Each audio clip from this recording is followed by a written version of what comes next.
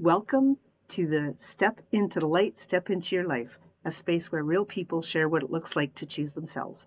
This podcast shines a light on those pivotal moments when someone decides to rise, to listen inward, and to move forward with courage. Here, you'll hear voices and stories of individuals who stopped waiting for permission and started showing up fully, emotionally, physically, spiritually, and in their self identity.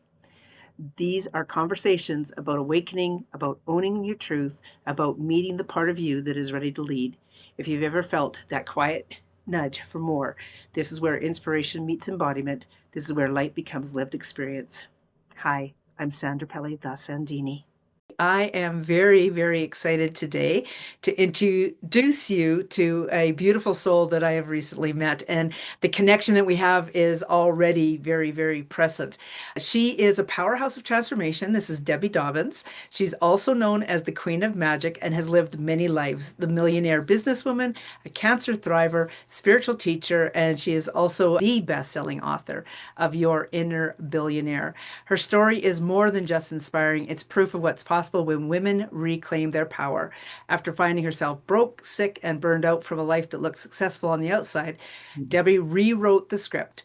Using feminine energy, universal law, and fierce personal responsibility, she rebuilt her wealth and discovered a deeper, more meaningful prosperity along the way. Now she helps other conscious women, especially those in their second act, do the same, whether they want to launch their business, increase their income, or finally feel free in their bodies and bank accounts. Debbie's message is simple. You're never too late. You're not too much, and you are right on time. So I am very excited to introduce Debbie Dobbins. Thank you. I love the part about not being too much, especially because I do run into a lot of women, especially nowadays, that we're coming into our own, that are getting the pushback about you're too much, you're a little extra, and it's not true. So, Yes, I can totally relate. You know, there's so much about your bio that really strikes a chord for me.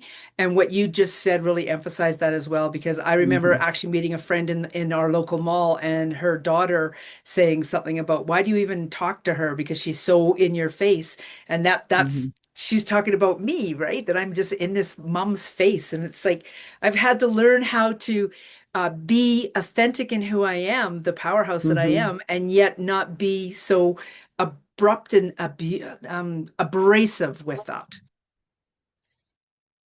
I like that statement, and at the same time, sometimes what we perceive as abrasive is our programming that we've gotten from our history, that because we're of a certain age. It's not like we're millennials or Gen Z's, right? We haven't experienced life in a way that some of the women today have. And so because we have all those filters in there, sometimes we might think something's abrasive, and at the same time it's not for us to decide what's abrasive. I mean, we can be kind and gentle and all of that. And I always say, I'm not responsible for other people's feelings. And this is one of the things I find very fascinating. I don't know how we got on this so quickly, is that we live in a world that I feel like is just so sensitive. Oh my goodness. And I have never really bought into that conversation about I'm hurting somebody's feelings, because I believe that we all are here and relationships are grist for the spiritual mill.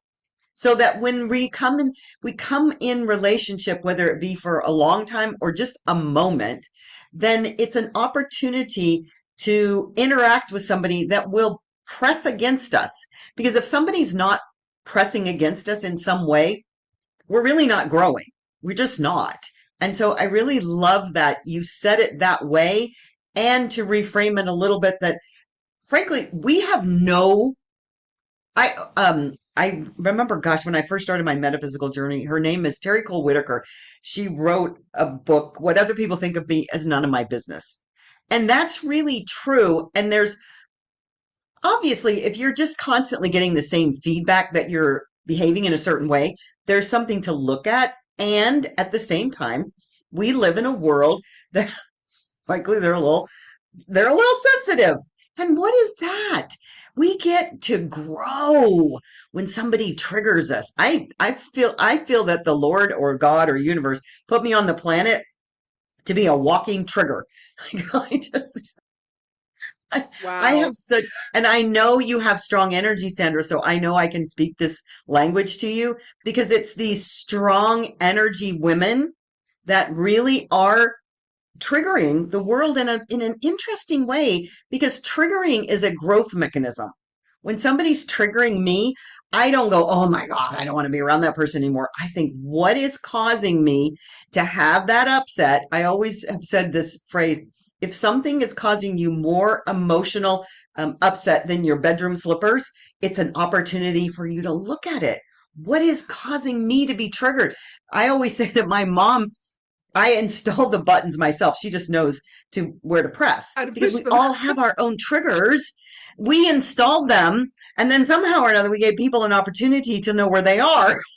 Exactly. Exactly. I'm gonna halt you there because there is so much juiciness in I think you and I coming together because as you said, we're both powerhouse women and we're both have a message about helping women discover their power and use their power in a very powerful manner. And how many times can we say power in this call today, right?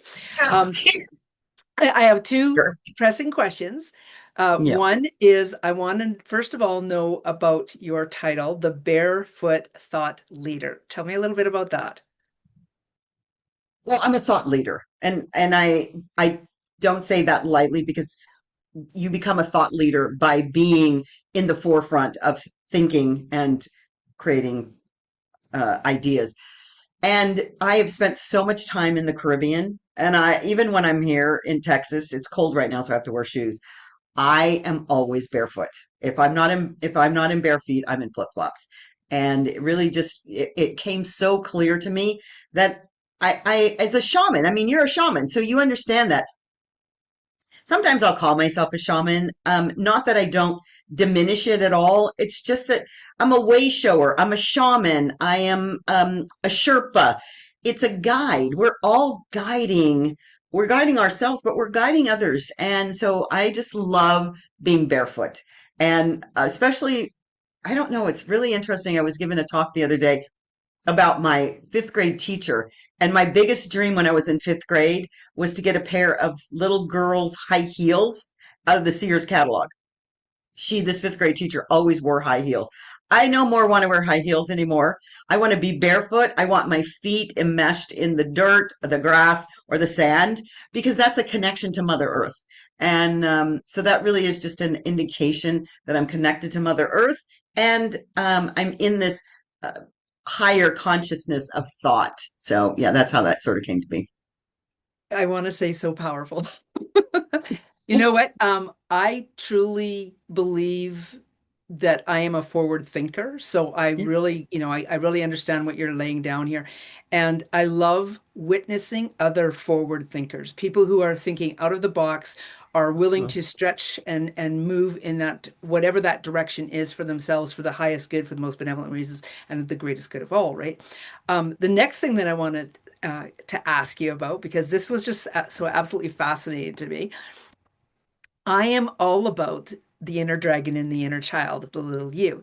And you are about your inner billionaire. Tell us a little bit Mhm. about that. I shivers. So I've been teaching abundance for, gosh, as long as I can remember as an adult. And abundance just really, the way I drill it down, it is the essence of who we are. It is our inherited nature. And that's because nature is abundance. That's it. So because we're one with nature, and I knew I was going to write a book at some point, and I wanted to really dive into this idea that I didn't realize at the time. It came as an intuitive download. The original title of the book was Your Inner Millionaire. And as I'm writing, because I still have some of the drafts, and this voice came to me and said, anybody can be a millionaire, like anybody. It's not a stretch. And also, what I come to find out, it's also a trigger, apparently, the word billionaire. But it's a replication of how infinite. I mean, it could have been a gazillionaire because it's always about we are infinitely abundant internally. Everything about us is abundance. And if we tap into that, as opposed to the reality, this thing, the reality is not reality anyways. We all have, an NLP, it talks about where the map is not the territory.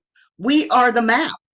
And we have got such a limited map that if we expand into knowing that our consciousness is the abundance, it's here, it's right, it's close as our breath. So being an inner billionaire is just a placeholder word for the idea that we are infinitely abundant in every aspect of our lives. It isn't just our bank account.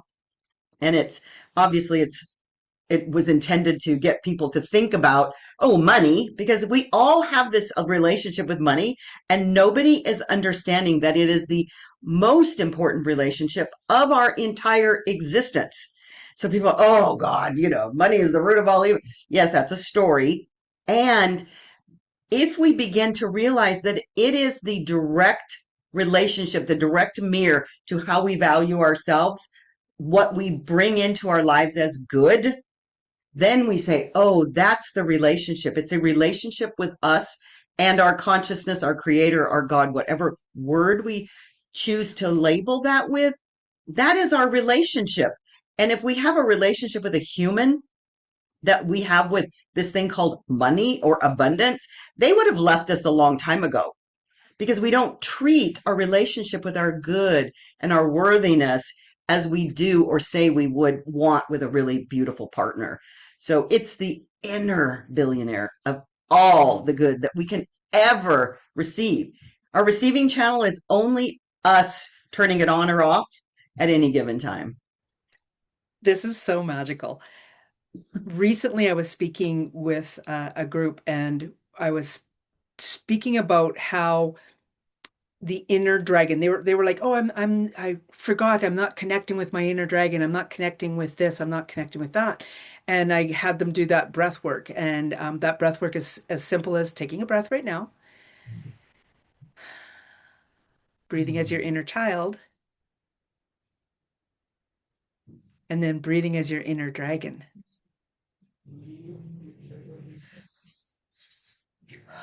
Now, the reason I'm having you go through those is that I went on to say as well that we are as humans, we are anchored into this reality. However, there's all these other realms and dimensions that we are truly connected to, where dragons are Mhm. very much a part of our lives, angels are very much a part of our lives, the inner billionaire is very much a part of our lives. And when it's as simple as a breath that we can connect to that energy, that is so powerful. I also want to drive home this ability that we have even a little bit more. Some of us, depending on your walks of life, if you take a look at what maybe the family has earned, like I know for my husband, if like I used to write down, I'd be happy if I made $1 million. And I realized two things. One, that that's extremely limiting. And then Mhm. when I figured out what my husband possibly has made in his entire lifetime, he's probably made more than 1 million over his lifetime. So I've already done that. So that's not ever going to actually happen, right? So this is Mhm. why I say this, is because it's as simple as a breath to connect with that inner billionaire and what you're speaking about here. Yeah. I love when we've had our conversations before about connecting with breath. Breath is our life force. And it's so funny because I go to the gym and I have two trainers. I have a woman trainer and I have a man trainer. They're on different days. And he and I were talking about various components of the breath. Because when you're working out, there's a lot of people that'll be in the gym, especially women that are just holding their breath. And I'm okay. I make all kinds of noise. And he says, yeah, that's why I love cold plunges. I said, okay, that's great. I'm not quite there. And then he started talking about Wim Hof. But if you know who Wim Hof is, his history is about the breath. So when we can really dial into our own breath and know that life force, I remember years and years and years ago Tibetan monks sitting out in these little, diaper-like things in the freezing cold, and yet they know how to connect with their physicalness through that breath. The breath is so powerful. And then to actually combine that with sound. So he was sharing this story that I hadn't heard of women that were suffering from um, postpartum depression. And they went out into the woods. So I'm all about nature. They went out into the wood and they do this screaming activity. And so they would each of them scream and then they scream communally. And it's just, I thought that is the most, I'm getting goosebumps thinking about it because what a great healing experience. We are such a society today that's about mental illness. Do you know the cure for mental illness is your breath? It's your joy. It's your connection with nature. It is the internal connecting with ourselves and our beingness that will eliminate any of that consternation. So I just love breath. That's why I love about you. That's why I feel we connected so clearly on, because it is our life force and it brings us to center. It brings us to that space of knowingness, of gratitude, of connection, and all the beautiful, wonderful things. So I love that you brought that together again. Thank you. For myself, it was a real realization that the mantra, like doing mantra work, and when I say doing mantra work, I mean you can look at mantras everywhere. They're in doctors' offices on all sorts of things. They're everywhere, right? However, it's the breath that you take after the mantra or in the space of the mantra that makes a huge difference.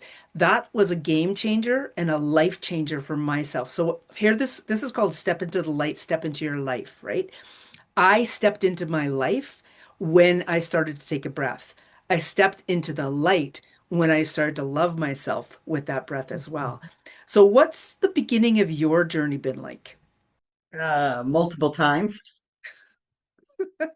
In my book, I talk about three major or experiences that could be called trauma and drama. One of them was I was a crack addict. So that was, an addiction situation, which if you think about it, I was having a conversation with my cook today that the idea that social media is a very addictive behavior and it lights up the same parts of your brain as crack addiction or drug addiction or alcoholism, they're all the same. So we are an addicted society. So I have that one. And the only reason that the universe allowed me to have these experiences, I believe, is so that I could share about them and speak from that space. I also was so far in debt, I owed the IRS a $500,000 and they have tax liens and those are really not fun when they're trying to collect. So I took care of that through all of this beautiful manifestation. But the one thing that got me so clearly to understand the difference between mindset, because I used to teach abundance from a mindset perspective and that's a masculine energy, to the feminine energy, which is the body, somatic, breath, all of our bodily functions are so intertwined with who we are in the world. And it was through having a cancer diagnosis. I got to go through this beautiful conventional medical treatment that I would never do again. And it was just another opportunity for me to connect to my body in a way that I have never done that before and learn that all of our beliefs, all of our downloads, all of our ideas are here first. And this body just programs the thing called the mind, which is our sophisticated, not our artificial, it's our intelligence, but we've replicated it through AI. And because AI is so easy for people to relate to now, I say, this is it. We program this AI. And if we want to change anything, we can reprogram it. We're in charge, but we have to do it through this physical body using those things, breath, somatic activities, feelings. Feelings are so huge because those are the things that program us. PTSD is a feeling that happened as an experience. You can't fix it here. You have to fix it here or heal it. There's no fixing because we're all exactly perfect the way we are.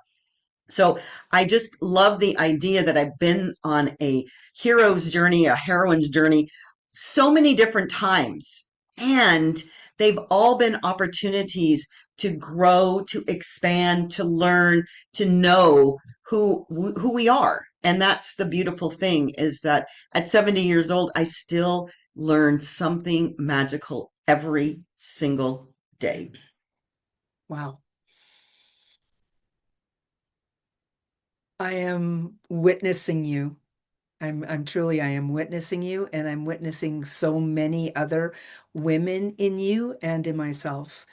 And it is a simple, like people think it's hard. People think it's really hard to change your life.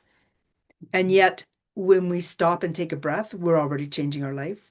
When we stop, Mhm. and I love the way that you said the mindset is the head, because it so is, and that it's the heart that is the big changer, the big um, chalkboard, if you will.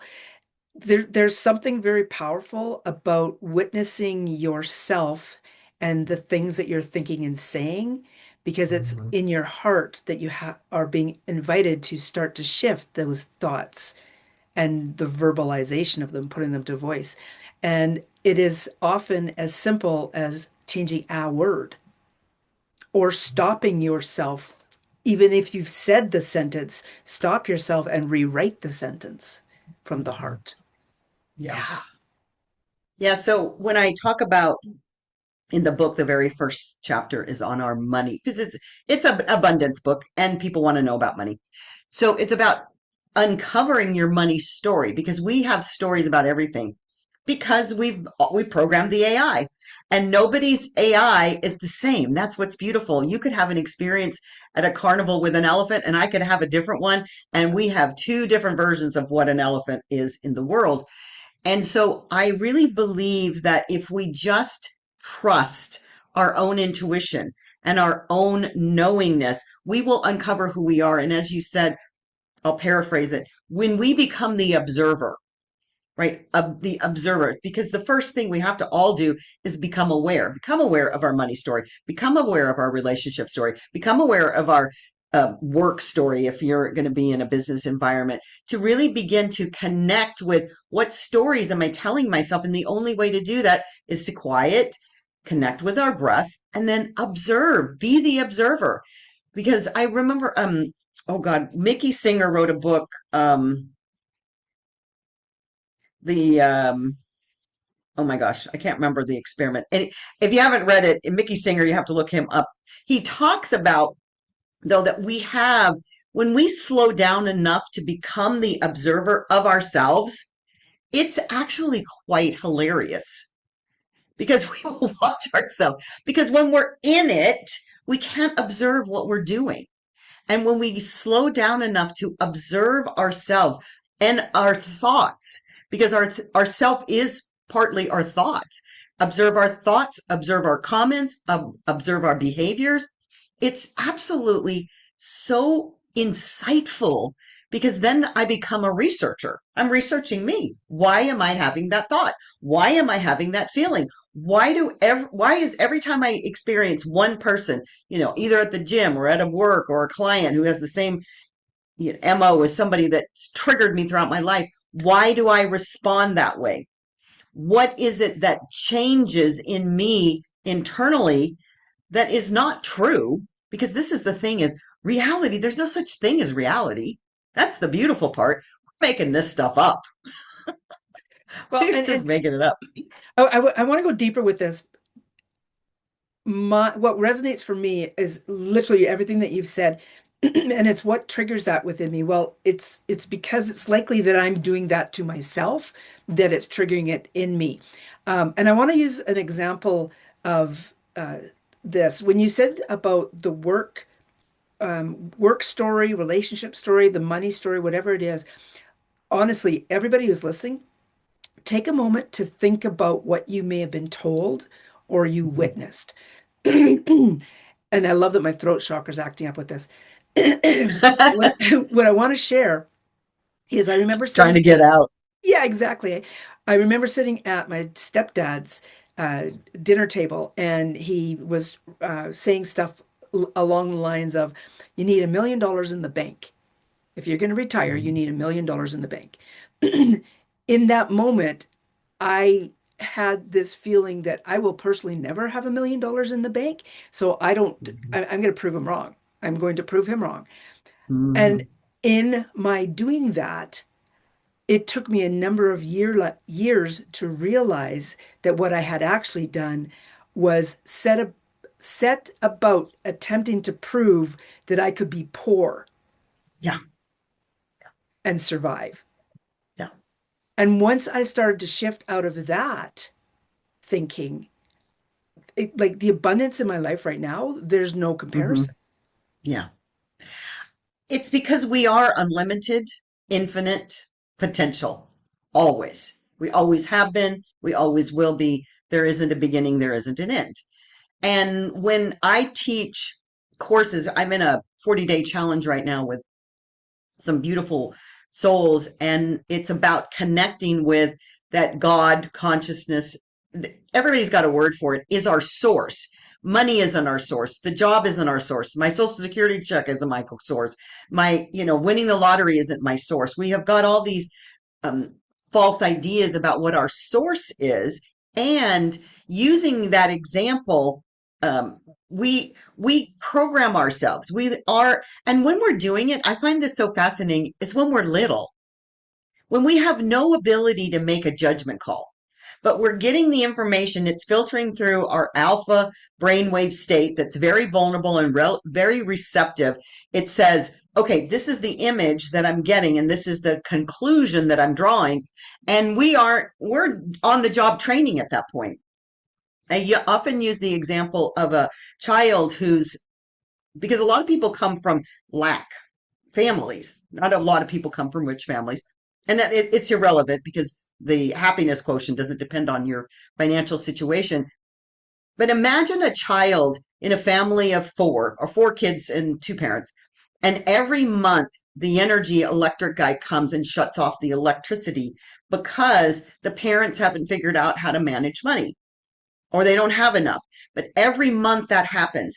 And what happens for that little child is she watches her brothers and sisters cry and freak out, doing all the things that you can imagine a child does. Her parents fight, they argue over whose fault it is. And so this whole scenario is going on.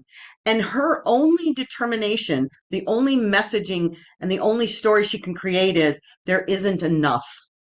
This is scary. Money is scary. And so she goes out into the world and she replicates that story over and over and over until she doesn't anymore.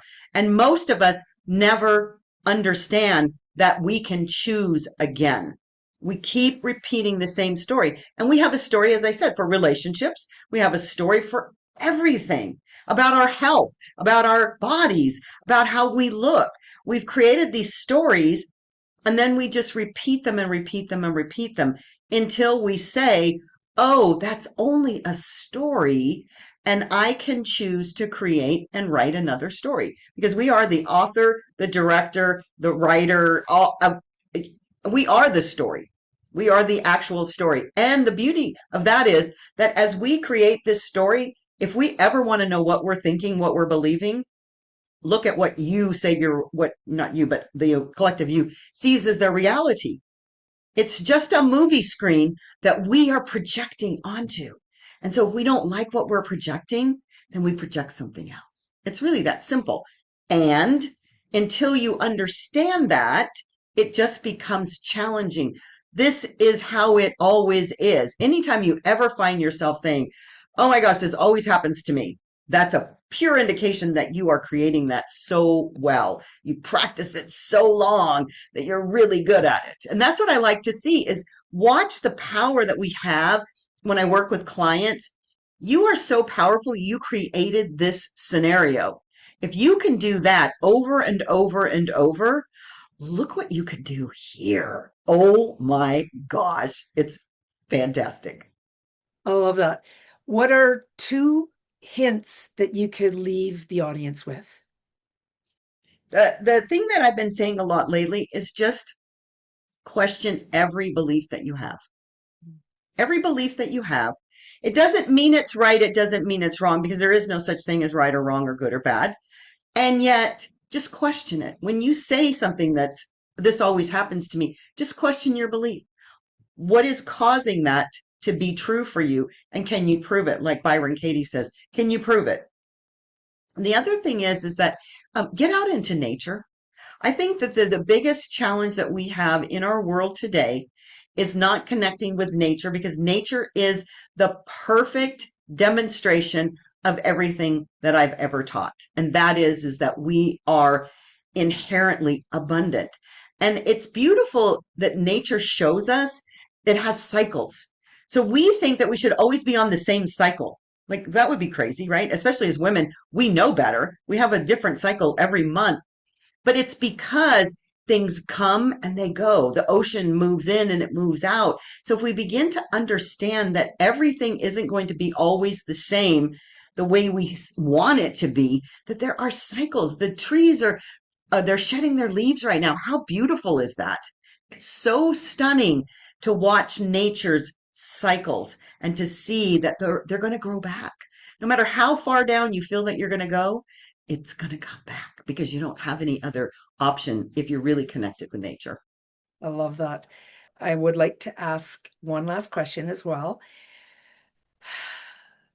With regards to stepping into the light and stepping into your life, what is the invitation? I'm going to leave that to you. What is the invitation? The invitation is always to fully unwrap your own gift. So many people are walking into the party with their gift, holding on to it, never unwrapping it, never giving it to the guest. But if we begin to unwrap our own gift, to really begin to look at what is the essence of who we are, there's a lot of this bantering of authenticity going on out there, and it truly isn't authenticity. You become authentic when you know what your essence is. So what is your essence? What is your dragon? What is the fire? Even though it may not be this outward fire that I have, it's a quiet internal fire. It still burns just as hot when you recognize what your essence is. I love that. I'm really recognizing there are a lot of powerhouse women out there, and we would love for everyone to be one like that as well. How do people find you, Debbie? My website is thedebbydobbins.com. It's because I'm the Debbie Dobbins. There's nothing like me, and you can get my book downloaded for a complimentary copy there, and a whole lot of other little fun gadgets and freebies and just joy, just joy. It's the best I way to love get me. I love that. Thank you so much for being here. I just want to highlight something you just said there. And you used the word the. That's one of the game changers that people could take away is instead of Mhm. saying you're start stepping into the, Yeah, claiming your power. thank you. Thank you. So beautiful. Thank you. Thank you for being a part of Step into the Light, Step into Your Life. I can't wait to share this enlightening journey with you. Until next time, keep shining your light.